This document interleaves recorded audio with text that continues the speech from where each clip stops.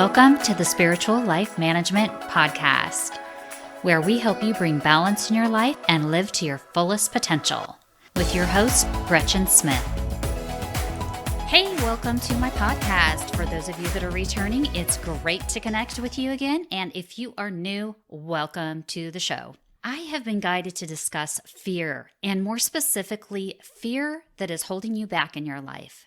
And I think it's really fitting that I'm talking about it at this time because here in the Rio Grande Valley along the Gulf of Mexico, we have been having tremendous thunderstorms for the past couple hours, as well as we've already had 3.8 inches of rain in this storm, thunder, lightning. The lightning actually struck a condominium complex down on the island and caught it on fire. We've been having rolling brownouts. And for some, that would be, a little bit unnerving and put a bit of fear into them. Myself, I actually kind of enjoy it, but my dog does not. I have a 100-pound lab that thinks the sky is falling, poor guy.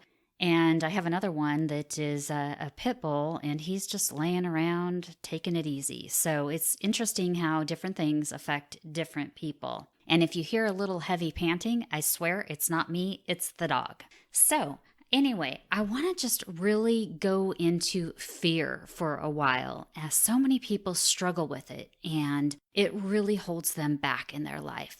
As humans, we have so many fears, and often we put ourselves into these safe little boxes, or at least our ego puts us there. We stay in the safe space. We don't allow ourselves to live fully or experience life the way that we deeply want to. We put a lid on our deepest desires, our dreams, or our big goals. And maybe it's that you live afraid of opening up to love or doing something that might result in humiliation or possibly just being shut down. So the thing that makes us afraid, or that fear we have, is pushed aside so that we can be safe. But are you fulfilled?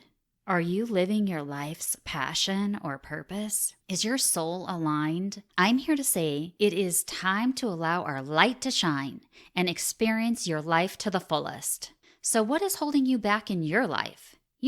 From that business you always wanted to start, that degree you always wanted to have, that place on the beach you wanted to live, or that true love and relationship that you always desired. What is stopping you from achieving your dreams? Well, $20 says it's fear. False evidence appearing real. And that is fear. How is fear playing in your life? What is it keeping you from? What stories are you telling yourself that are not true? That false evidence. And why would you tell yourself stories that are not true? It's your ego. I thought the ego at one time was what makes us capable of more or being better than that next guy. The definition of egotistical is excessively conceited or absorbed in oneself, self-centered. And egotism is defined as the drive to maintain and enhance favorable views of oneself and generally features an inflated opinion of one's personal features and importance. It often includes intellectual, physical, social, and other overestimations. Many years ago, that's exactly what I thought ego was. I think of someone as being self-centered, always thinking they were right, being loud and obnoxious, pounding on their chest, trying to attract attention to themselves. So you get the picture. Well, I really didn't know what the ego was, nor did I know when I was young that everyone has one. Little did I know, often that little voice in our head is the ego. Let me tell you a little bit about this ego. Well, your ego makes you dependent on external validation. It's that bad guy that makes us question ourselves or lay doubt in our path. So if something new or big or scary comes along, we start to doubt ourselves and look at the possibility of failure or humiliation. The ego really likes to play it safe. It seldom likes to be pushed out of its comfort zone. The comfort zone is the place where you're accepted. You are living life all right. There are little to no threats. You blend in with the crowd. Life is okay, which means mediocre. Okay. It's bland. As a matter of fact, is it really even living? Regina King said, Your comfort zone is where dreams go to die. Think about it. If our ego had a choice, we may never leave the nest. And Neil Donald Walsh says, life begins at the end of the comfort zone. And I'm fully bought into this belief. I agree with Regina King as well. So there are all kinds of different sorts of fears that we may have. And I'm going to share a little story about a few that I've had. Myself and one of my employees were asked to represent our company for Car and Driver magazine. We were supposed to bring some vehicles to them that they could test drive on an off-road track outside of Seattle. This was exciting and I was thrilled to do it. So myself and this other individual set out on a drive up to the Seattle area, and we were going to hobnob with these individuals from Car and Driver. When we arrived, we were introduced to all kinds of interesting individuals. Some were journalists that were going to write articles about various vehicles that were there to take on this off-road course, as well as professional drivers that were going to test out the vehicles on this off-road course. Well, little did I know when I set out on this adventure to represent our company that I would be driving some of these vehicles on this off-road course. I've never really done any off-road driving before. And as a matter of fact, I thought, okay, fine, I'll give it a try. Well, I took a vehicle up this hill. And mind you, this is mud, and we're in the middle of the trees, the woods, with some cliffs and other interesting obstacles in our path. And I get to the top, and I cannot see where it takes a downward turn. I cannot see the bottom. All I know is my car is going to go straight down, and I can't see what's down there. It was that steep, and I'm in mud, and I'm four-wheeling. Long story short, this was one of the best days of my life. I have never had so much fun. I have never had so much confidence in myself after going through these off-road courses all day long with various different vehicles. I had so much confidence that my fear of driving on ice and snow was nil. I felt I could conquer anything in a vehicle, no matter what kind it was. Shortly after this experience, I was asked to go take a transfer to Alaska as a promotional opportunity. This off-road experience set me up with enough confidence to drive all year round in Alaska with just all-season weather tires on snow and ice in treacherous conditions, sometimes an hour, hour and a half commute on very icy roadways, very treacherous conditions. I had conquered any fear that could be put in my path along the highway. Another fear I've had is I've had some fears of flying, which are very interesting to me because I've had dreams over and over again where my airplane would have a hole in it and I would go flying out. Long story short, my career had me flying all over the place. And when I was in Alaska, I actually had to take flights in order to see the locations that I managed. One of those being Kenai. From Anchorage to Kenai in the winter, you don't drive. It's treacherous, it's very long, and you just don't make that drive if you don't have to. Therefore, I took a little 20-minute flight on a little hopper plane from Anchorage to Kenai. Well, let me just say, this was the smallest plane I've ever been on in my life, to the point where, I kid you not, the pilot turned around because there was no door in this little tiny plane and said to the few of us that were on the aircraft, "If you're too cold back there, tap the person in front of you, let them know, and we'll make it on the way back up here to me, the pilot." More than anything, what I was afraid of was not necessarily the aircraft, although I wasn't most comfortable in a tiny little aircraft like that. I was more afraid of if that plane went down, I might freeze to death in the water. In order to get over this fear, I took this flight several times. Any opportunity I could, I managed to get myself down there. But not only that, I realized if I'm going down, it's going to be a quick death. I'm not going to suffer anything. Anyhow, I overcame that fear rather quickly. Another opportunity I had that came up in my life was speaking. If someone would have told me beforehand, "Gretchen, you're going to be doing a lot of speaking in your career," I would have probably shuddered and ran the other way. I'm not afraid to speak to people, and I've spoken to many highfalutin individuals in my lifetime. It's more just standing up in front of others in a large crowd and being judged. Did you know that speaking is one of the greatest fears among individuals? Little did I know that I would be speaking to thousands of people in my time. I've been asked on several occasions to stand up and speak to my peers, my leaders, CEOs from other companies such as IBM, Rick Hendrick of Hendrick Racing. And had I known beforehand that this is what my life path would look like, I probably would have had fear. But as each opportunity came up in my life, I was able to overcome that fear and build more confidence. Probably the confidence that's put me here today, being able to speak to you all. So there is good that can come out of fear, and sometimes things have to happen in your life that are fearful in order for you to move on, gain experience, allow new and better things to develop in our lives. So fear isn't always bad.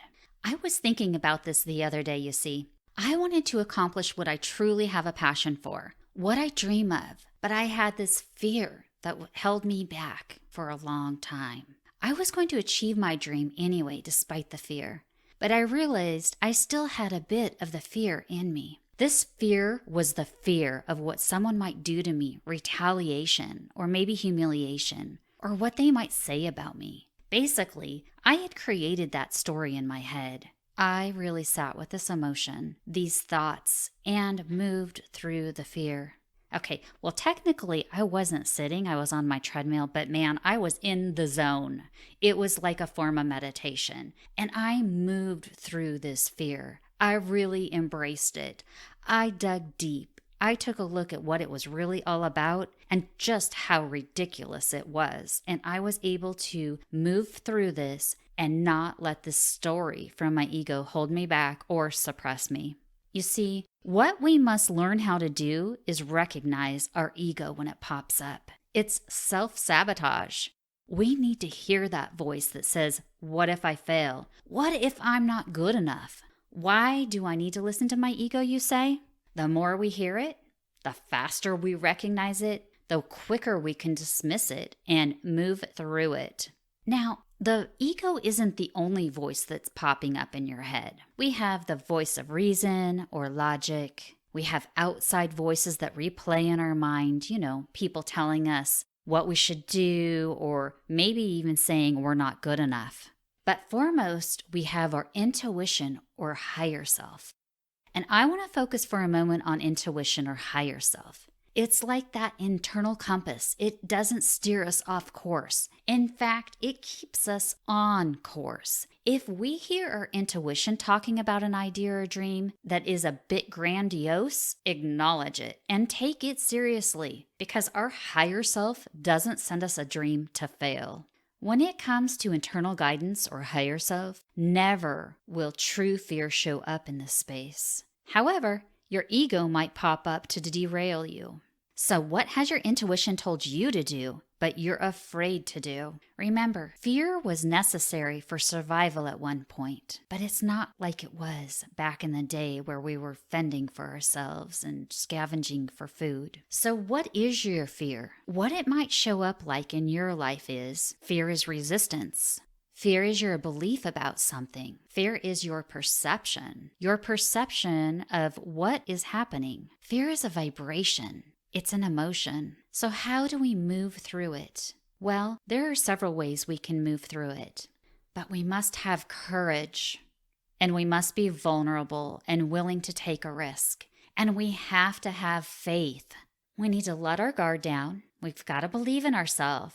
We must be committed to following our heart and listening to that internal compass, our intuition. In addition, no regrets. Don't play small. We've got to go for it. We must be able to recognize it is our ego talking to us. And when we can acknowledge that it's our ego, when we recognize that and we can take a step back, we're able to move forward by letting it fuel yourself. Be friends with it. Feel it. Acknowledge it. Move on and be honest. Be authentic and use your determination as well as courage.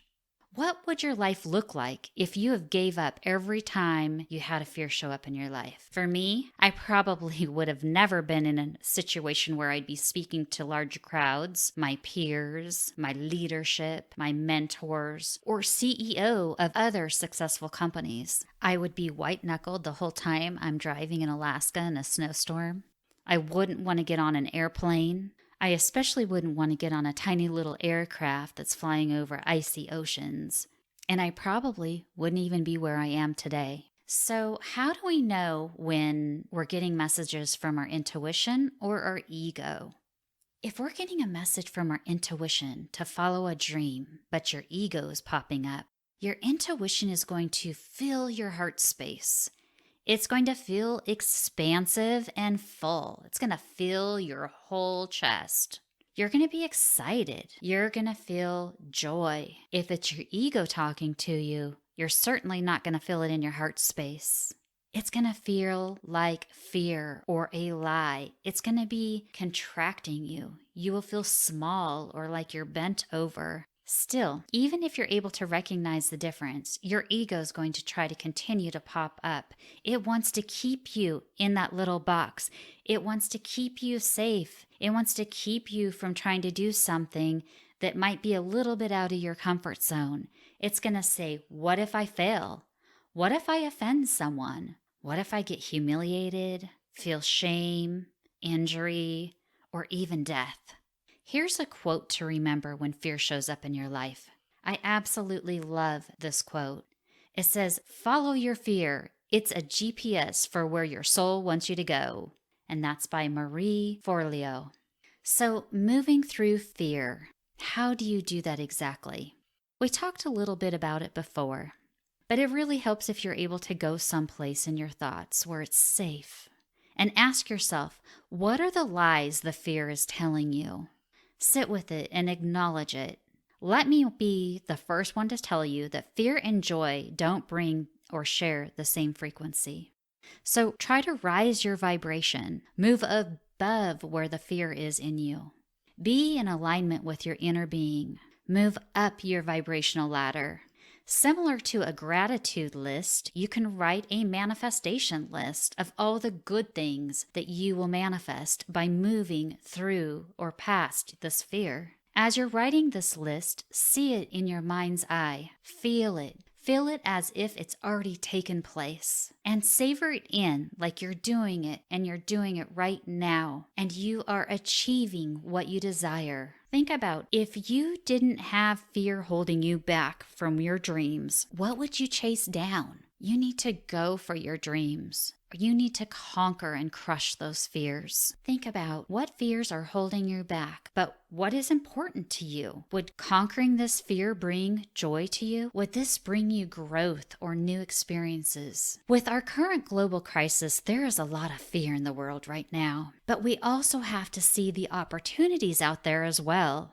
For some, they have lost jobs, and this universe has provided an opportunity to follow your dream and make that career change that you always wanted to make, but you just had fear in your way. We can sign up for classes. There's all kinds of online courses going on right now. More and more universities are turning towards online teaching. Or we can build an entirely new life. We can move to that place that we always desired to live.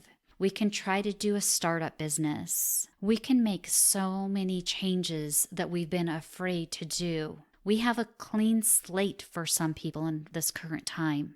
But sometimes if we don't listen to our intuition, we get an epic nudge to make a change. Sometimes it doesn't feel good and we are fearful, but we must make this change. And for some, this current crisis is that epic nudge. So trust your intuition. Make a list of all those things you believed were impossible until you learned they were possible. And know that you are the creator of your world and you can manifest whatever you truly desire. So what big dreams have you had that you have pushed aside due to fear? Are you playing life small? Are you stuck in your comfort zone? What if life has a much bigger plan for you? Are you passing it by? You know, life is truly what you make it. We are creators of our reality. We manifest the outcome. And unfortunately, when we're stuck in fear, we only see the negative. But I'm here to tell you there is more positive than negative. It just depends how you want to look at it and if you're willing to conquer your fear. Some say they are willing to sit with their fear. Some say they are willing to just play it safe and be in their comfort zone, and that's fine. However, it's an unprocessed emotion in our body. And unprocessed emotions create energy blocks, and fear can actually contribute to illness. I feel it's really important that we at least process our fear, even if you choose not to move forward and achieve what you truly desire. However, some say that what resists persists, and it's up to you, ultimately, if you choose to follow your dreams. So I ask you today to please commit, take action. But I'm here to tell you there is more positive than negative.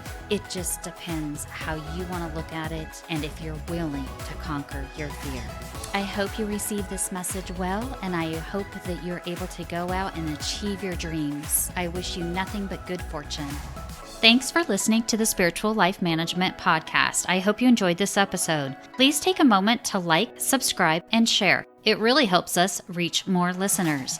If you want to connect, please drop your comments below or visit GretchenSmithCoaching.com.